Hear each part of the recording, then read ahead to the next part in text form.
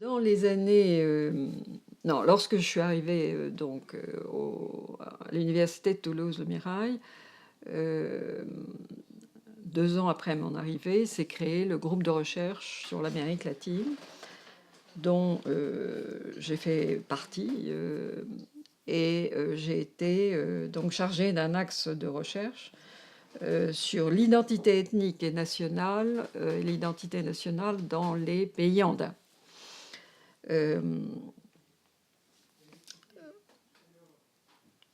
Donc, auparavant, j'avais fait une mission exploratoire assez brève, d'un mois ou deux, en 1976, dans l'Ucayali, là où j'avais travaillé avec les Shipibo au Codibo, et je m'étais aperçue qu'il y avait eu, entre 66 et 67, beaucoup de changements, et notamment tout un réveil ethnique et des revendications qui s'exprimaient et qui étaient provoquées par le vélasquisme. C'est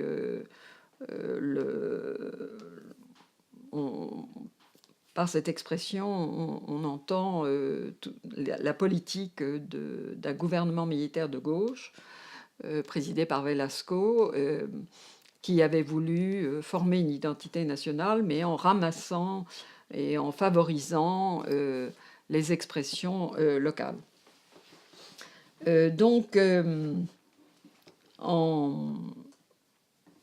Une fois au Graal, j'ai proposé à Bataillon, qui était le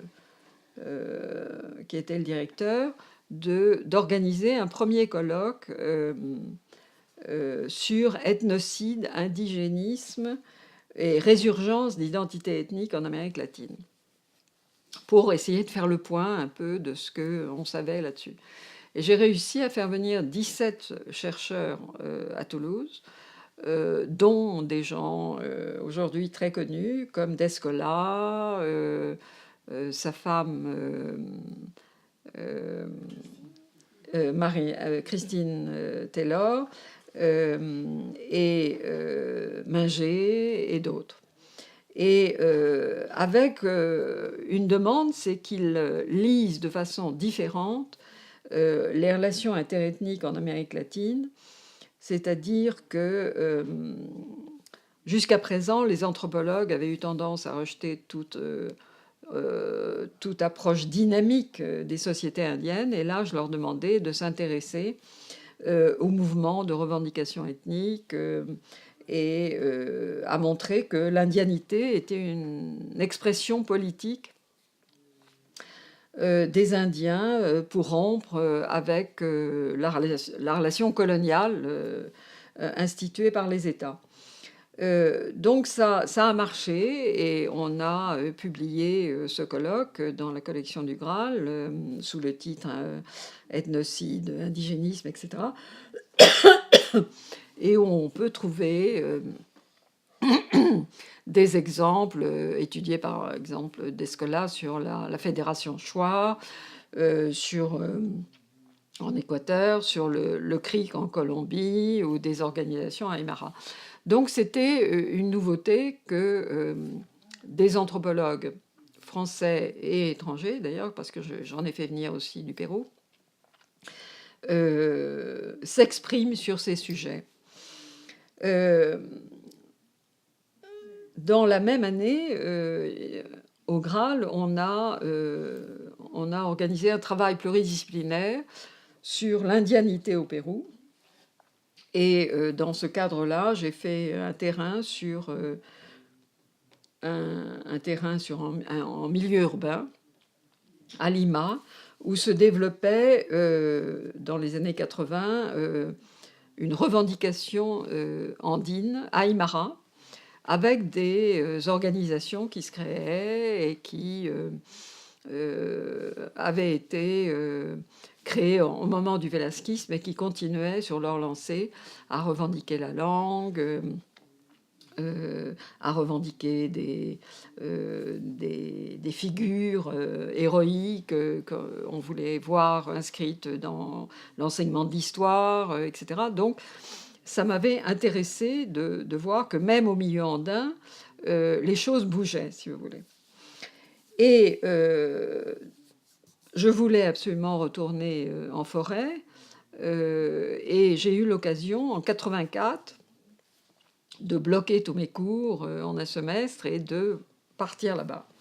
En mars, alors que d'habitude, à ce moment-là, je dois enseigner et faire passer des examens. Et je tombe, à l'arrivée de l'avion, des amis me proposent de participer à une réunion que je considère aujourd'hui historique dans les faubourgs de Lima. Et c'est une réunion qui a duré une semaine, à huis clos. Il y avait là, organisé par l'Association nationale des Indiens de la forêt péruvienne, une réunion avec 4 représentants de 4 associations nationales amazoniennes.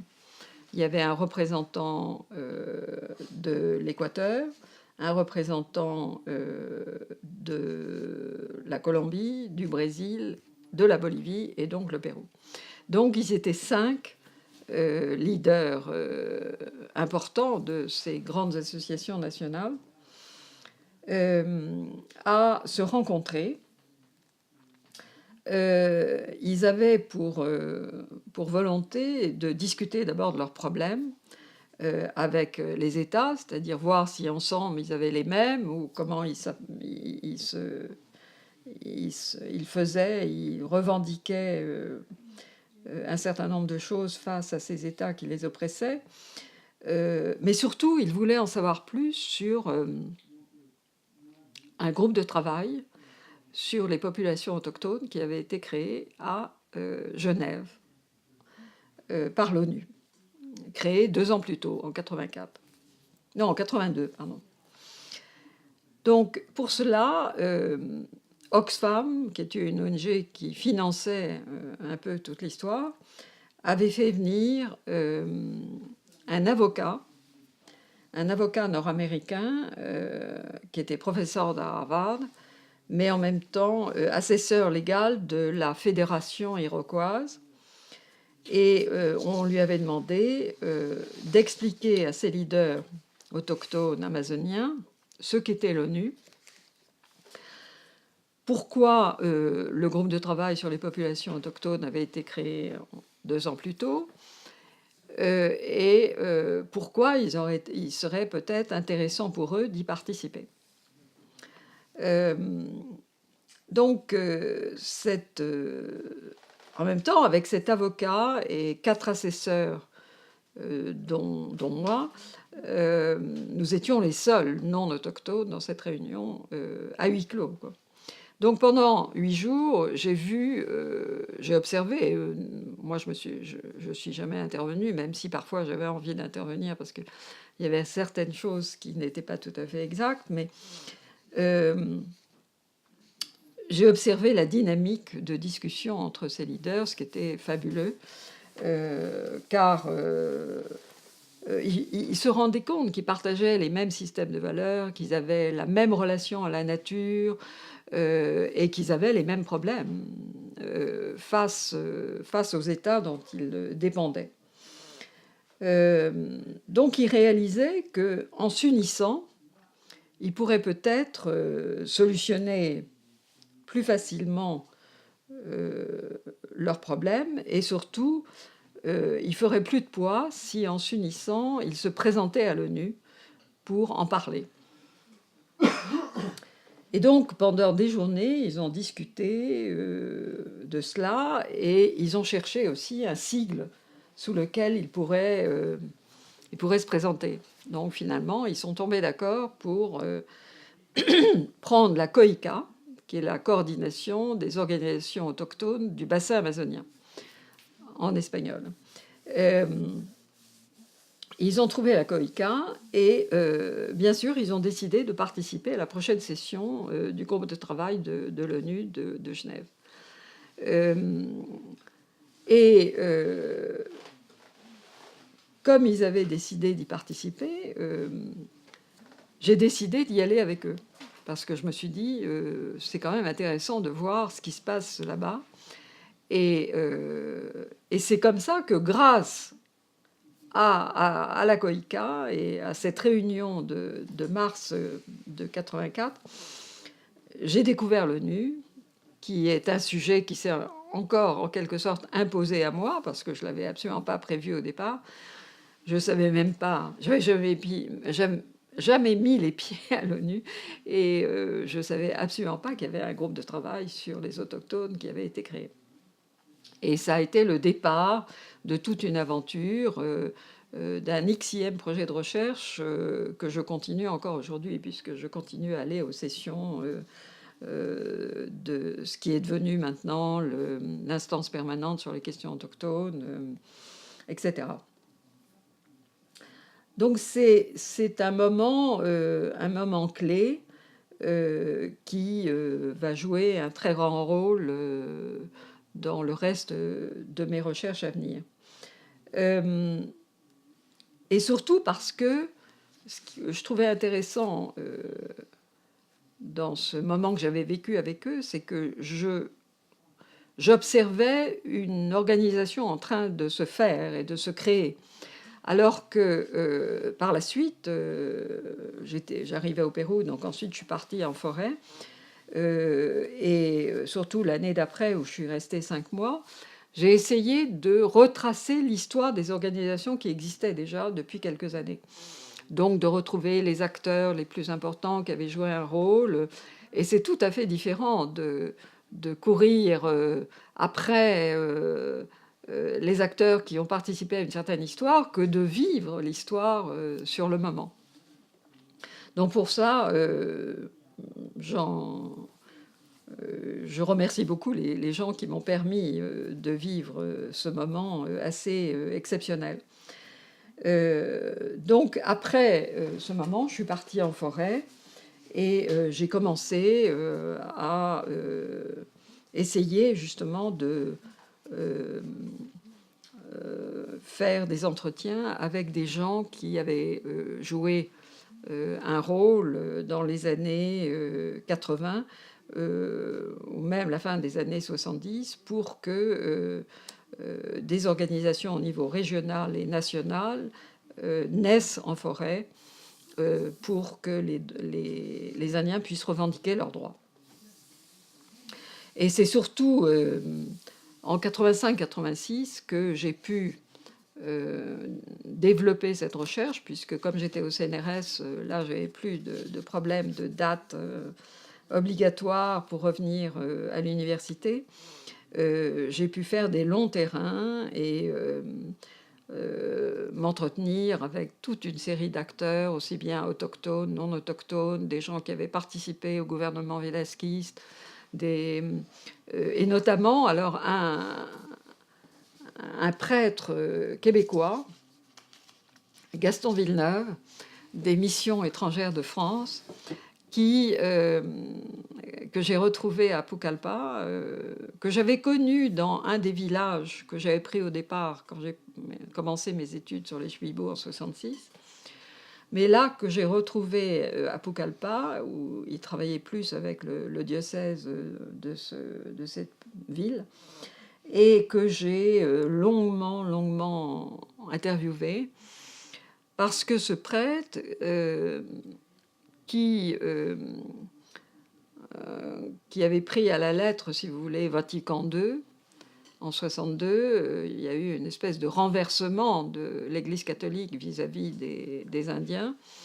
Et il avait participé à plusieurs réunions en Amérique latine, à Medellín, à Iquitos, à Pucallpa, sur ce que devait être le missionnaire Vatican II, si vous voulez.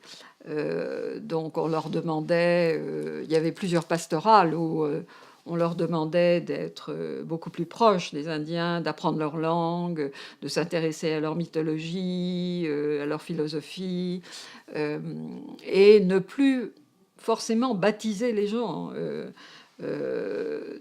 Donc c'était un renversement, si vous voulez, de perspective qui était extraordinaire. Et mes entretiens avec ce père Gaston Villeneuve m'ont vraiment réconcilié en quelque sorte avec l'Église catholique que j'avais depuis longtemps abandonnée. Et alors j'ai découvert, à la faveur de ces entretiens, qu'il avait joué un rôle primordial dans l'organisation de ces Indiens Shipibo-Konibo, dans la mesure où ils avaient pris conscience de leur situation de dépendance vis-à-vis des Métis. Ils se voyaient envahis tous les jours par des colons. Et donc, ils voulaient réclamer leurs droits. Mais ils ne savaient pas comment s'y prendre. Donc, ils sont venus voir ce père québécois, Gaston Villeneuve, et ils leur ont demandé comment on fait. Donc il est devenu un médiateur entre ces Indiens et les autorités de Lima et les différents ministères qui s'occupaient de la forêt. Donc il écrivait des lettres pour eux, il allait voir les gens du ministère, il leur expliquait la situation. Donc il a joué un rôle extraordinaire. Il leur donnait de l'essence, par exemple, pour faire marcher leurs pirogues et se réunir, parce que entre les Konibo du Haut-Kayali et les quelques Chétébo qui restaient encore, parce que ce qu'on appelle Shipibo-Konibo sont en réalité trois groupes qui se sont réunis. Les Chétébo, Shipibo, Konibo. Les Chétébo se sont beaucoup mariés et ont été assimilés par les Shipibo. Donc on ne parle plus aujourd'hui que Shipibo-Konibo. Mais le territoire étant immense, ils avaient beaucoup de mal à se réunir. Donc ils avaient besoin de moyens, donc il leur a donné ces moyens, il leur a procuré des locaux, enfin bref, il a joué un rôle clé qui a permis à ces gens de se réunir, de se parler, de s'organiser et de revendiquer des terres, parce que le problème c'était surtout cela. Et à ce moment-là, Stefano Varese, dont j'ai parlé quelques minutes, enfin il y a quelque temps, qui était un anthropologue, le premier anthropologue ayant travaillé et fait un doctorat sur les Kampa à Chaninka, s'était beaucoup engagé auprès des peuples de la forêt. Il était membre d'Ivguia. Il avait fait partie de ce premier bureau d'Ivguia. Il a été à la première réunion de la Barbade que l'Église catholique avait organisée sur ces problèmes-là, d'ethnocide, génocide culturel. Et il avait accepté de participer à ce gouvernement Velasquez, de militaires de gauche, pour s'occuper de la forêt, justement. Et donc, il avait beaucoup œuvré pour que des lois soient votées pour que ces communautés amérindiennes, que le territoire, qu'on titularise les terres de ces communautés indiennes. Donc, Gaston Villeneuve a beaucoup travaillé avec lui pour œuvrer dans ce sens au niveau des Shipibo-Konibo. Varese est venu plusieurs fois parce que les Shipibo-Konibo ont organisé ce qu'ils appelaient des congrès Shipibo-Konibo où ils invitaient des gens de l'extérieur et expliquaient leur situation. Et c'est ainsi que j'ai pu, à la faveur de tous ces entretiens, réécrire l'histoire des années... de la fin des années 60 et 70, quoi. Au niveau régional, puis au niveau national, parce que ces Indiens ont réalisé que ça ne suffisait pas de s'organiser localement. Il fallait avoir une antenne à Lima, puisque tout se passait là-bas. Les ministères étaient tous à Lima. Donc ils se sont réunis entre organisations de différents groupes, à Guaruna, Shipibo, à Chaninka, et et ont créé ce qu'ils ont appelé l'association interethnique du développement de la forêt péruvienne. Je traduis le sigle espagnol. Et cette recherche m'a pris beaucoup de temps, mais m'a permis de développer une approche de l'ethnicité conçue comme outil politique. Et je l'ai présenté dans différents colloques, et comme ça coïncidait à un moment donné où j'ai commencé à travailler avec Bernard Saint-Anglure, on a publié un article dans Études Inuit sur justement l'ethnicité comme outil politique.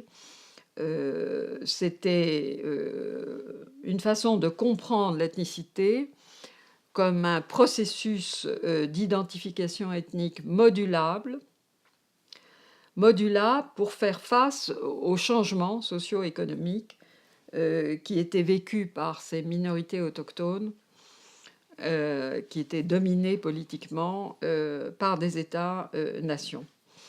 Donc, c'est cette définition qui nous a permis de comprendre comment ces leaders politiques utilisaient leur identité ethnique à différents niveaux. On était shipibo quand on s'adressait aux autorités régionales, si vous voulez, pour tel ou tel problème dans telle ou telle communauté. Puis on se présentait comme indien amazonien au niveau national pour gérer ce problème législatif, juridique avec les ministères. Et quand je vais commencer la recherche au niveau international, au niveau de l'ONU, on se présente alors comme amazonien dans le cadre de la COICA. Donc, ils jouaient de ces différents niveaux comme des entrepreneurs ethniques, si vous voulez, comme une des expressions de Barthes que je retrouvais là et qui était très adéquate pour parler de leurs différents travails aux différents niveaux en jouant sur leur identité ethnique. Alors, dans cet article sur l'ethnicité comme outil politique, on prend justement 3 exemples. Le Conseil des anciens des Yukagir, que l'on avait étudié au cours d'une recherche en Russie, puisque ça, c'est encore une autre étude que je vais développer avec lui dans le cadre de l'Université Laval. On l'étudie aussi au niveau d'ICC, Inuit Circumpolar Conference, et on l'étudie aussi au niveau de la COICA. Donc on prend ces 3 exemples, les Yukagir en Sibérie, le conseil, la conférence Inuit Circumpolar au Canada et la COICA comme exemple d'ethnicité comme outil politique.